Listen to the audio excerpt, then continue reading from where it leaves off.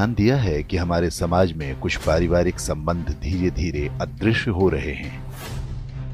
पहले हर बच्चे के माता पिता के अलावा चाचा, ताऊ, बुआ, मामा, मौसी जैसे ढेरों रिश्तेदार हुआ करते थे, लेकिन अब ये सभी मानो विलुप्त प्रजाति होते जा रहे हैं। भारतीय परिवारों में रक्त के कुल 5 रिश्ते समाप्त होने की कगार पर हैं। 1-2 पीढ़ी बाद संभवतः ये सभी संग्रहालय में सजा दिए जाएंगे। केवल अंकल और आंटी बचेंगे।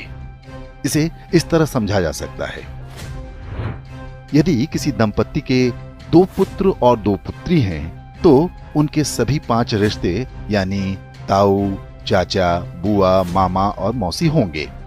यदि 2 पुत्र हैं लेकिन पुत्री एक ही है, तो उनकी जो संतानें होंगी उनकी कोई मौसी नहीं होंगी। माँ के बाद बच्चों की कोई सबसे सगी महिला होती हैं तो वो मौसी ही होती हैं। यदि किसी के 1 पुत्र और 2 पुत्री हैं तो चाचा और ताऊ के रिश्ते नहीं होंगे। यदि 1 बेटी और 1 बेटा है तो उनकी संतानों का न तो कोई चाचा होगा, न ताऊ, न मौसी। यदि 1 बेटा या 1 बेटी होती है तो वो पूरी तरह से अकेला होगा। माता पिता के बाद उसका कोई रक्त संबंधी नहीं होगा।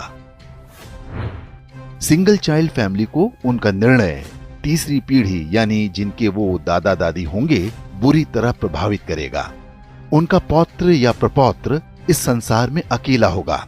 उसे अपने रक्त के रिश्ते की आवश्यकता होगी, तो इस पूरे ब्रह्मांड में उसका अपना कोई नहीं होगा। इसलिए दंपत्ति को सिंगल चाइल्ड के निर्णय पर गंभीरता से विचार करना चाहिए। ये न केवल हमारे बच्चों को एकाकी जीवन जीने को विवश करेगा, बल्कि हमारी हिंदू परिवार व्यवस्था को भी नष्ट कर देगा। पश्चिमी देशों में सिंगल चाइल्ड पॉलिसी भारत से पहले आरंभ हो गई थी। वहां पर इसके भयावह परिणाम सामने आने लगे हैं। ब्रिटिश विद्वान डेविड सेलबॉर्न ने एक पुस्तक लिखी है जिसका नाम है द लूजिंग बैटल विद इस्लाम। इसमें बताया गया है कि पश्चिमी समाज पर इस्लाम का अधिकार होता जा रहा है और इसका सबसे बड़ा कारण एक शक्तिशाली परिवार व्यवस्था का अभाव है। यूरोपीय देशों में परिवार नाम की संस्था लगभग समाप्त हो चुकी है। लोग विवाह करना पसंद नहीं करते।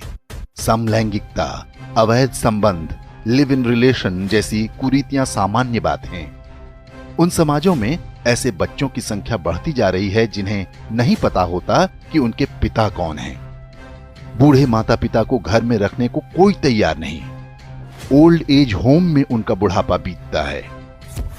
यूरोपीय देशों में आज राजनीतिक दल परिवार को बचाने का वादा अपने चुनावी घोषणा पत्र में करने लगे हैं। ऑस्ट्रेलिया में तो फैमिली फर्स्ट नाम से एक राजनीतिक दल भी बन गया है। पश्चिमी देशों के समाजशास्त्रियों की सबसे बड़ी चिंता ये है कि परिवार व्यवस्था को कैसे बचाया जाए। इस सब के लिए उनके पास यही सुझाव है कि 1 से अधिक बच्चे पैदा हों।